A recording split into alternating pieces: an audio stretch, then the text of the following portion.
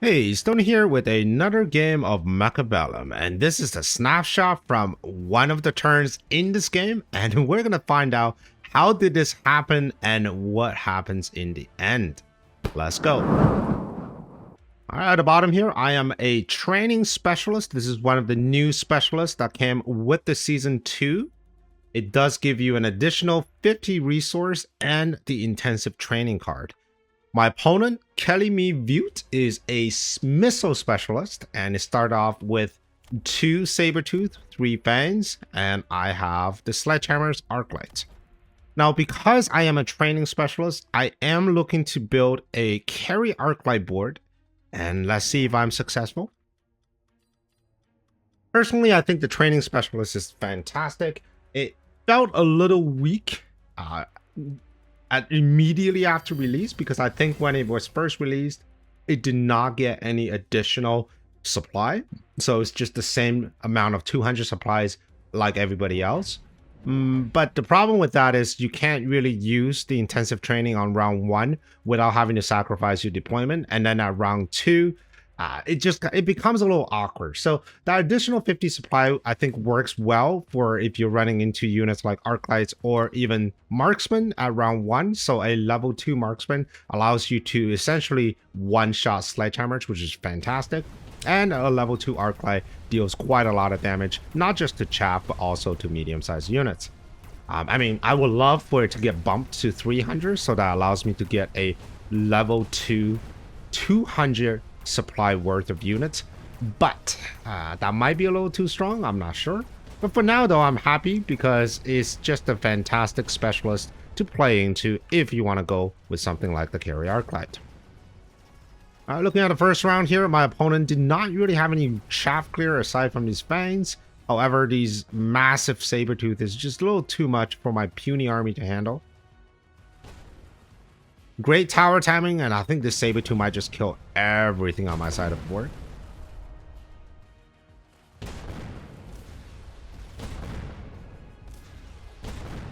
Ouch.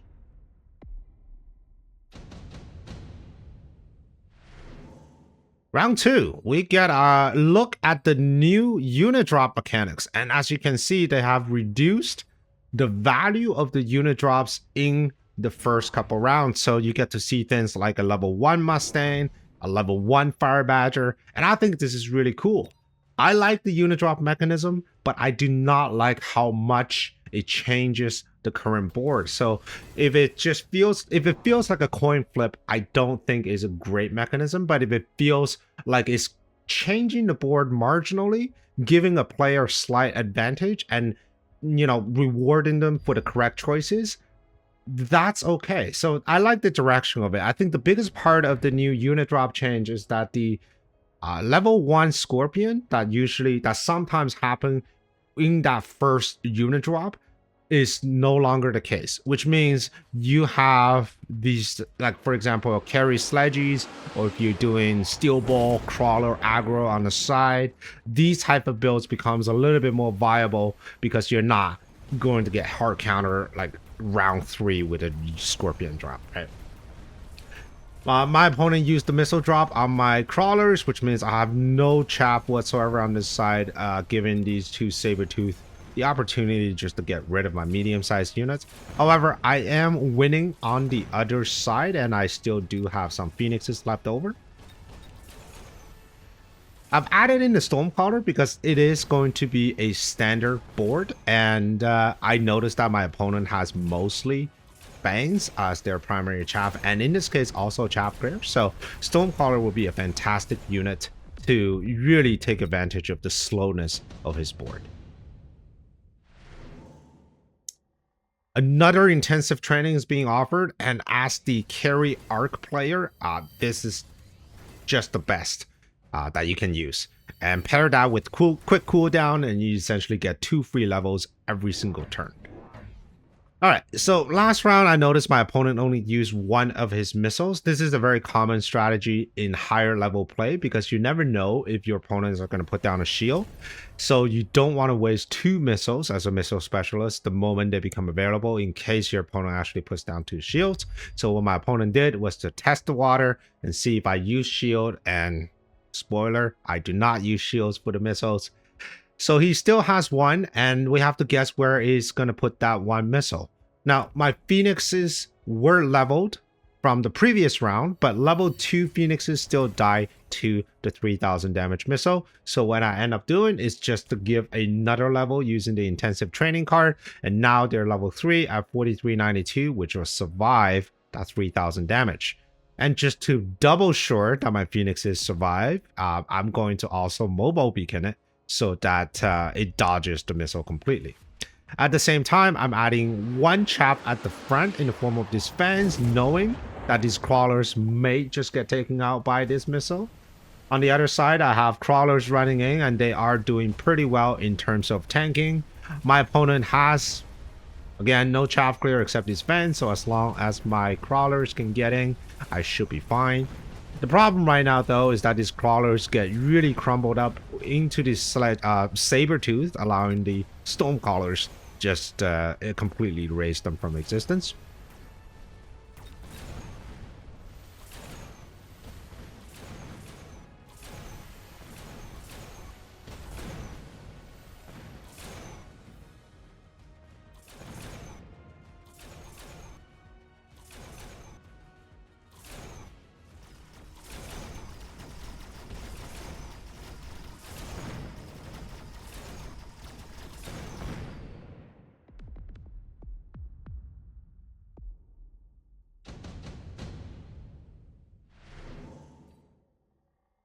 All right, we have a subsidized Stormcallers, which is a good card because I only have one Stormcaller so far. My opponent already has two, which means I can probably make profit out of this card. Remember, with these subsidized cards, you need at least 2 units deployed of that kind to make to break even, and then you start making profit on the 3rd unit. And I'm fully prepared to Stormcaller spam in this game.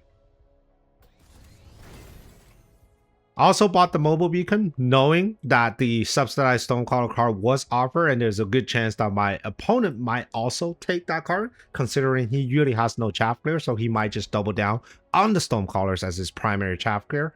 And indeed, that's exactly what he did. So now we're going to have crawlers running with the mobile beacon all the way to the side, providing a lot of distraction for his now 5 squads of Stormcallers. Range is taking on this Arclights. That should allow me to clear out these fans a little bit sooner. Now the real problem though are these level 2 saber tooths, and now this one level 3 at 44,000 HP is going to tank a lot of Stormcaller shots. But I'm not too worried on the right hand side because I do also have these level 3 phoenixes. The left hand side, however, is struggling with the damage output, and this level 2 saber tooth is just gonna waltz in here and one-shotting all my units. Good tower timing though, which means the Stormcaller might actually do enough damage to get rid of the Sabertooth. Very happy about that.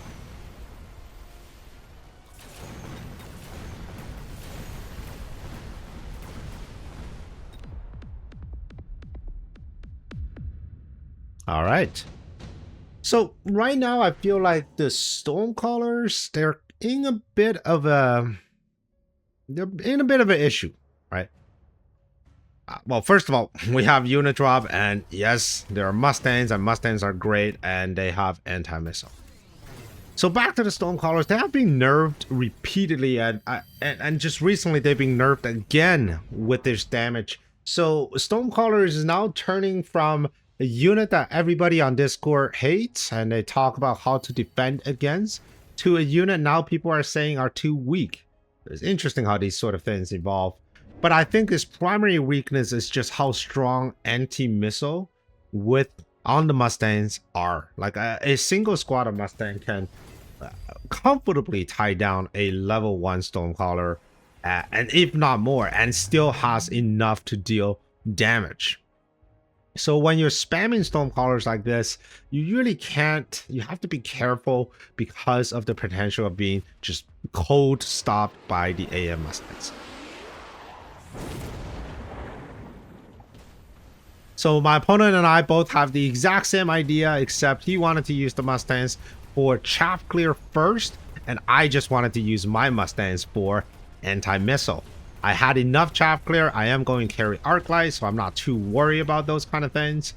And right now my Arclights are getting leveled, which means they are actually doing enough damage for them to be a threat even into these level 2 sledgehammers. I am liking my board so far because I think if this board continues, Arclights will eventually win into the Mustangs, and if the Mustangs are being forced to anti-missile at some point, I'll just hit launcher overload and all of a sudden the Mustangs will be so stuck and my Arclight can just pick them off.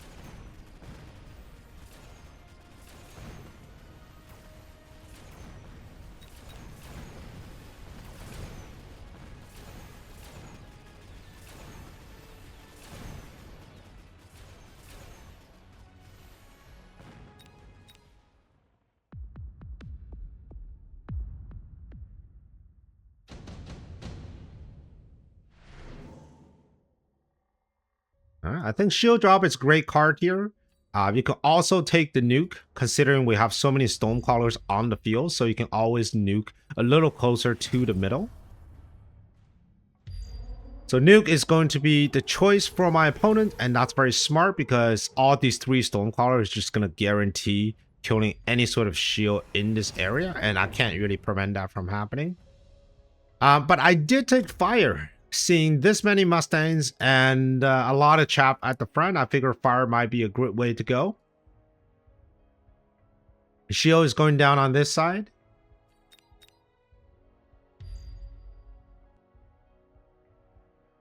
I was expecting some sort of funny business, but I wasn't counting on nuke. It is round 6, and so far I don't think the game is settled just yet. So having a nuke here, it might be premature, so we'll have to see.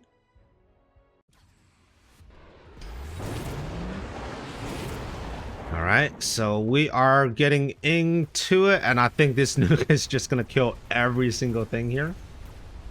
However, I do have a few level 3 and this one level 4 Arclights, so after I get through this initial Sabertooth, they should be able to do quite a lot of damage.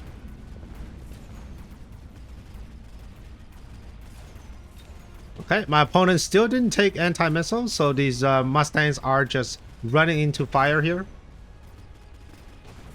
Come on, can we get that Sabertooth? No! Huge damage here, bringing my HP to very close to my opponent's. Another intensive training is being offered. How can I say no to that, being the one that's going to carry Arclight? Taking elite. And with this many intensive trainings, I can just like triple level a brand new Arclight to like level 4. Oh, amazing.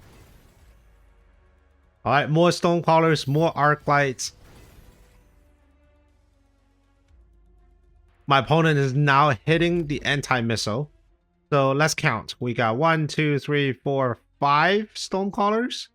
And then we have 7 anti-missile Mustangs. So in practice, I feel like the Mustangs are going to stop every single one of my missiles.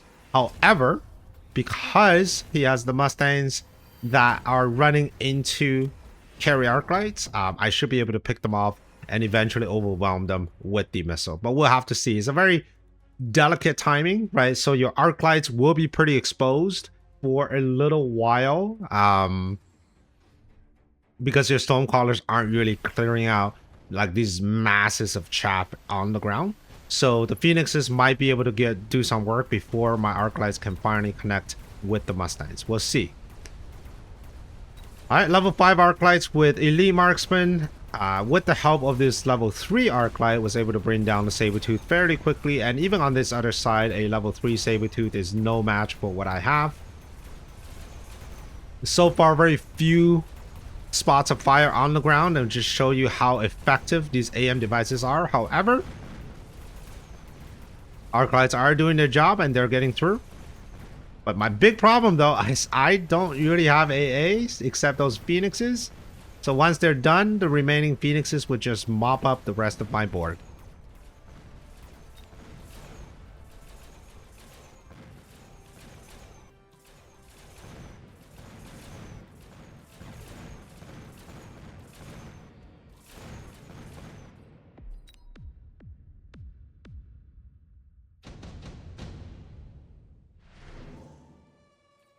All right, we got additional deployment. I think that's worthwhile. For me, I just wanted to have more Arclights. I have triple intensive training, so it wouldn't hurt me just to get 3 more level 2 Arclights and just go to town with carry arcs.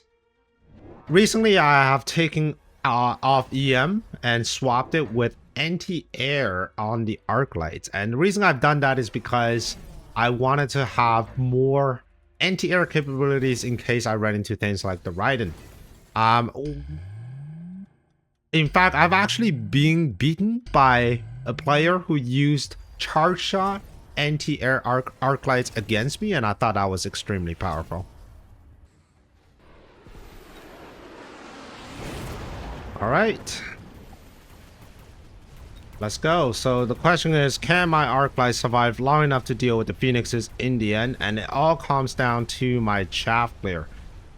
One thing that is kind of going for me is I kept my level 2 sledgies. So while they're not great into the Sabertooth, but they are excellent into the small arms fires like these Mustangs, especially if they're being distracted by my Stormcallers. So now, as you can see, my Arclights are doing a lot of good work killing the Mustangs. And of course, my late arriving fans are coming in just on time to protect my Arclight. So once everything is done, now the AA comes into play, and I should be able to get that last bird. And in fact, I did. Very nice. So able to win this round here. So still very close in terms of HP, but after this round, I think I should be in a lead.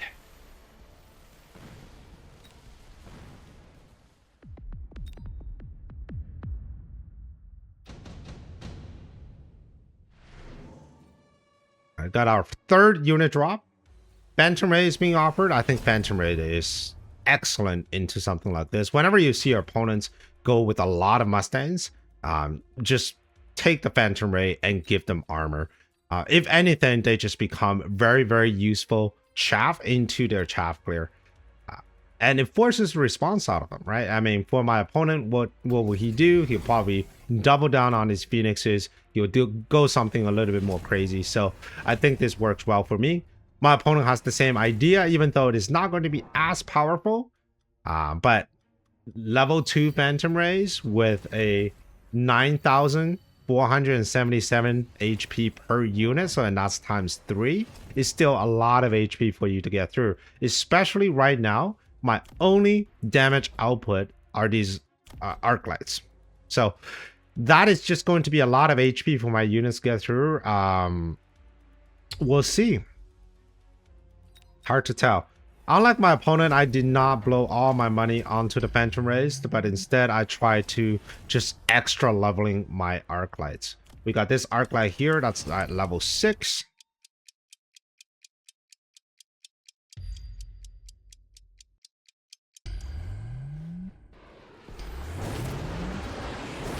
Alright, my computer is suffering a little bit just because of how many units and how many missiles and bullets are moving through the air. And honestly, I don't know who's winning. I mean, I'm looking at the Phantom Rays. They're being brought down very slowly, one at a time. Not only did my opponent take armor, he also took shield onto this Phantom Rays. So it's effectively doubling their tanking power. So now they're like super powerful. It looks like my opponent might be winning. Just based on the unit counts, but honestly, I cannot tell. The Sabertooth is still alive. The high level Phoenixes are still alive. I don't have a lot of stuff on the ground except my Arclights, but these are Gigachat Arclights. Maybe they'll be able to carry me to victory, maybe not. I'm not sure. And it looks like the answer is yes. The Gigachat Arclights are in fact enough for me to win this round. Now, is there enough damage? No, there's gonna be just a little short. So the game continues. Sticky oil is being offered. In fact, I might just get another oil from the tower. So we're gonna do double oil. We're gonna light them up. And hopefully this will be the last round. And unfortunately, the nuke is also off cooldown, so very difficult to defend once again with this many Stormcallers at the front. I might have to just take a loss right here as my units walk out of the nuke, out of the shield range.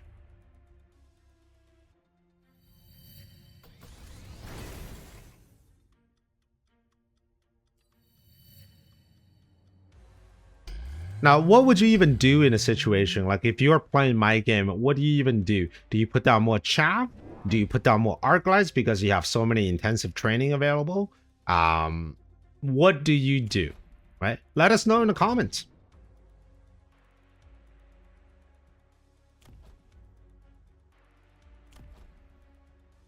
Last round, I felt like my opponent's Phantom Rays were doing such an amazing job of tanking shots from the Arclights, and which allowed the Mustang to actually survive for quite a long time, which means my Stormcallers are actually not doing the work that they're supposed to do.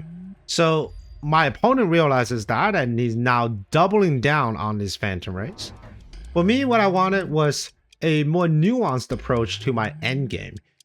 For a while, my Stormcaller has been the furthest shooting unit on the field. So now I actually wanted to be a little bit forward. And in order for me to do that, I needed to take Launcher Overload, which reduced the range by 40 and increases attack speed, or decrease the attack interval by 50%. It does two things. One is it's going to be a bit of a challenge for my opponent's Mustangs to intercept all of these missiles, so hopefully I can light on some of the oil pools on fire. And then two, as my Arclights continue to scale with Elite Marksman, which adds a 5-meter range per level, at the end game, my Arclight will actually stand slightly behind the Stormcallers. So at the end game, my opponent's Phoenixes will be shooting at the Stormcallers. Stormcallers will be shooting at my opponent's Stormcallers, and then the Arclight will come in and mob everything up. Now we're not quite there yet, with the exception of this level 7 Arclight, but if we had one more round, that is what's going to happen, because all these Arclight would have leveled once again. Alright, so a absolute chaotic game here. Both of us are super stubborn and refusing to get out of the Stormcallers, even with the overwhelming amount of anti-missile. But I am glad that my hyper-scaling carry Arclight build is able to win in the end. And I hope you enjoyed this video. If you want to see another one, here's a video for you. And I will see you on the next one. Prepare your tactics. Mechabellum's calling. Deploy your fortress. The battlefield's alive with swarms.